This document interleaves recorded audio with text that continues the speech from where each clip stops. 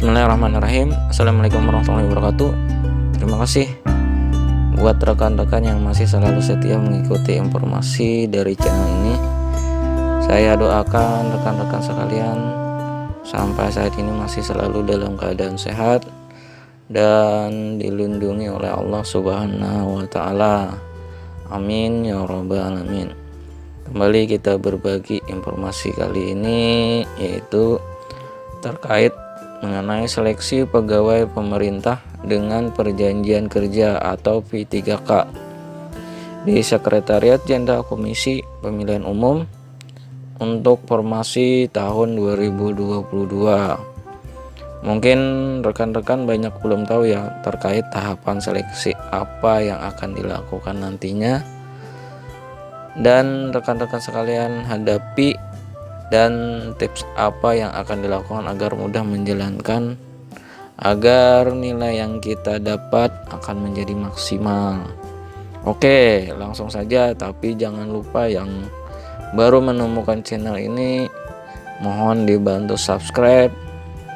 Semoga kami akan selalu memberikan informasi yang berguna bagi teman-teman sekalian. Terima kasih. Kita langsung saja ke pembahasannya. Pengumuman KPU ini didasari dari pengumuman nomor 15 SDM titik 01 strip PU garis miring 04 garis miring 2022 tentang seleksi pegawai pemerintah dengan perjanjian kerja atau P3K Sekretariat Jenderal Komisi Pemilihan Umum formasi tahun 2022. Adapun formasi jabatan bisa dilihat dari layar. Bahwa 1, ahli pratama penata kelola pemilu. Itu banyak ya, ada 8 kualitas pendidikannya dan alokasi kebutuhannya. Untuk zona 1 125, zona 2 150, zona 3 137, zona 4 88. Yang kedua, ahli pertama pranata komputer. Untuk kualitas pendidikannya itu ada 7: teknologi informasi, informatika, ilmu komputer, sistem informasi, teknik komputer, teknik informatika, manajemen informatika. Untuk alokasi kebutuhannya, untuk zona 1 122, zona 2 151, zona 3 132, zona 4 89. Yang ketiga, terampil arsiparis. Itu kualitas pendidikan ada 4: D3 kearsipan, D3 ilmu perpustakaan, D3 ilmu manajemen, D3 ilmu administrasi. Zona 1 89, zona 2 110, zona 3 99, zona 4 58. Keempat, terampil statistisi. Itu kualitas pendidikan ada 2: D3 statistik, D3 matematika. Zona 1 itu 2, zona 2 dan zona 3, dan zona 4 itu kosong. Untuk pembagian zonanya yaitu untuk zona 1 itu meliputi Sekretariat Jenderal KPU, Sekretariat KPU Provinsi, Kabupaten, Kota di wilayah Banten, DKI Jakarta, Jawa Barat, Jawa Tengah, DI Yogyakarta, dan Jawa Timur. Untuk zona 2 meliputi Sekretariat KPU Provinsi, Kabupaten, Kota di wilayah Aceh, Sumatera Utara, Riau, Kepulauan Riau, Sumatera Barat, Sumatera Selatan, Jambi, Kepulauan Bangka Belitung, Bengkulu, dan Lampung. Untuk zona 3 meliputi Sekretariat KPU Provinsi, Kabupaten, Kota, Kabupaten, wilayah Bali, Kalimantan Selatan, Kalimantan Barat, Kalimantan Tengah, Kalimantan Timur, Kalimantan Utara, Sulawesi Utara, Gorontalo, Sulawesi Selatan, Sulawesi Tengah, Sulawesi Tenggara, dan Sulawesi Barat. Zona 4 meliputi Sekretariat KPU Provinsi, kabupaten, kota, wilayah Nusa Tenggara Timur, Maluku Utara, Papua, dan Papua Barat. Nah, itulah rekan-rekan sekalian adalah zona di 4 zona. Nah, untuk tahapan seleksi mungkin untuk saat ini untuk seleksi administrasi sudah dilakukan ya. Jadi kita tinggal di seleksi kompetensinya. Untuk seleksi kompetensi dengan menggunakan Computer Assisted Test atau CAT BKN yang terdiri dari 1. Kompetensi teknis, 2. Kompetensi manajerial, 3. Kompetensi sosial kultural, dan 4. Wawancara atau penilaian integritas dan moralitas. Nanti kita bahas satu-satu ya. Apa itu kompetensi teknis, apa kompetensi manajerial, dan sebagainya. Next, seleksi kompetensi dengan menggunakan CAT meliputi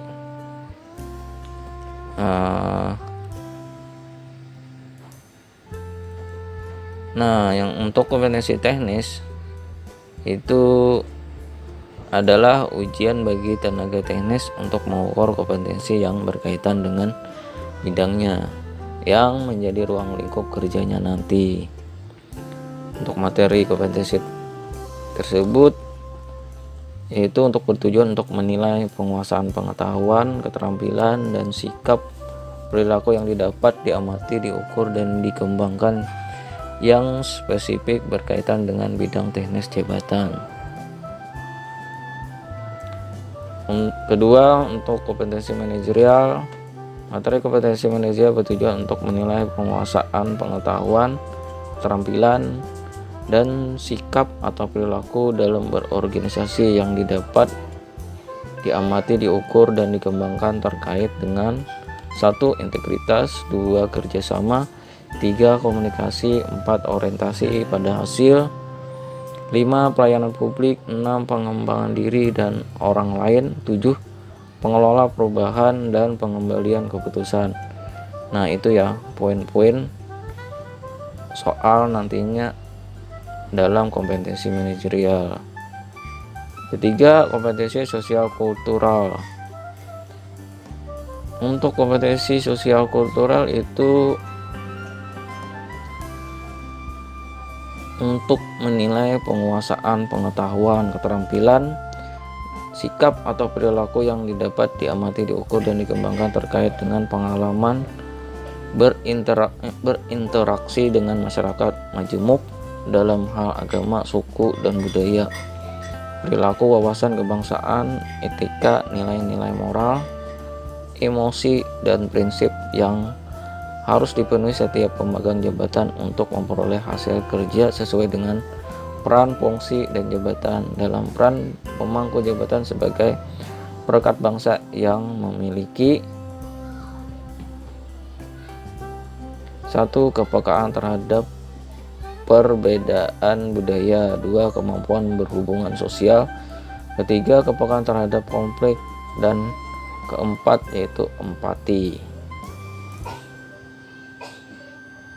Keempat, tes wawancara. Nah, untuk tes wawancara yaitu bertujuan untuk menilai integritas dan moralitas kita.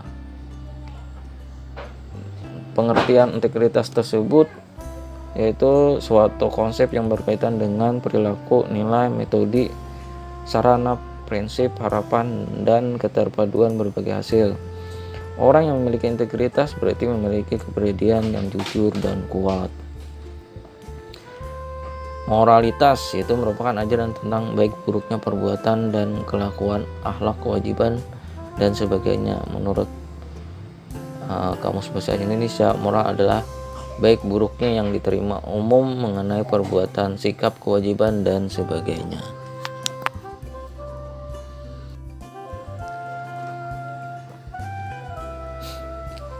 Nah, untuk jumlah soal dan durasi ini saya jelaskan ya. Untuk jumlah soal dan bobot nilai tiap-tiap kompetensi yaitu 1. Kompetensi teknis jumlah soal 90 butir soal dengan bobot nilai 5 kalau benar, kalau salah atau tidak menjawab itu 0 atau tidak punya nilai. Yang kedua, kompetensi manajerial, jumlah soal 25 butir soal dengan bobot nilai 1 sampai dengan 4, kalau tidak menjawab 0. Nah, ini yang kompetensi manajerial sebaiknya dijawab ya, jangan sampai tidak dijawab agar mempunyai nilai. Yang ketiga, kompetensi sosial kultural, jumlah soal 20 butir soal dengan bobot nilai 1 sampai 5, kalau tidak menjawab 0. Nah, ini sama juga ya. Untuk kompetensi sosial kultural itu kalau nggak tahu harus dijawab, paling tidak mendekati kebenaran akan bernilai maksimal. Untuk tes wawancara itu jumlah soal 10 butir soal dengan bobot nilai 1 dengan 4, kalau tidak menjawab 0. Nah, ini sama ya. Jadi pada saat tes wawancara itu kalian akan diberikan soal-soal apa yang diberikan, itu paling tidak harus dijawab.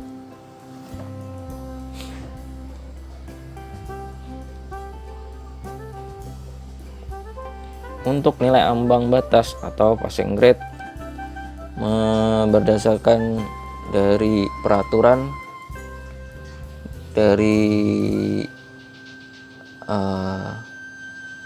nilai tersebut, kelulusan seleksi kompetensi didasarkan pada nilai ambang batas passing grade yang diatur dalam peraturan Menteri Pendayagunaan Aparatur Negara dan Reformasi Birokrasi.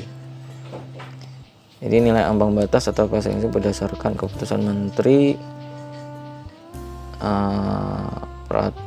Peraturan Menteri Pendayagunaan Aparatur Negara dan Reformasi Birokrasi nomor 971 tahun 2022, halaman 5 beserta lampirannya, yaitu isinya tentang nilai untuk seleksi kompetensi teknis sebagaimana yang tercantum pada lampiran yang merupakan bagian tidak terpisah dari keputusan Menteri. Nah, untuk nilai seleksi kompetensi nanti kita lihat dari lampirannya ya. B 130 untuk seleksi kompetensi manajerial dan sosial kultural, dan C 24 untuk wawancara. Nah, ini nilai ambang batasnya ya. Jadi kita harus mencapainya atau lebih daripada ambang batas. Kalau tidak, kita tidak akan mengikuti perankingan. Untuk poin A kita jelaskan, yaitu untuk nilai seleksi kompetensi teknis berdasarkan jenis jabatan. 1. Untuk jabatan ahli pertama penata kelola pemilu itu passing grade-nya 293. Nah, teman-teman paling tidak sama atau di atas dari 293. Yang kedua, untuk jabatan ahli pertama penata komputer itu 293 juga. Jadi paling tidak sama atau di atas dari 293. Yang ketiga, untuk jabatan terampil asiparis itu 248. 3. Untuk jabatan terampil statistisi itu 270.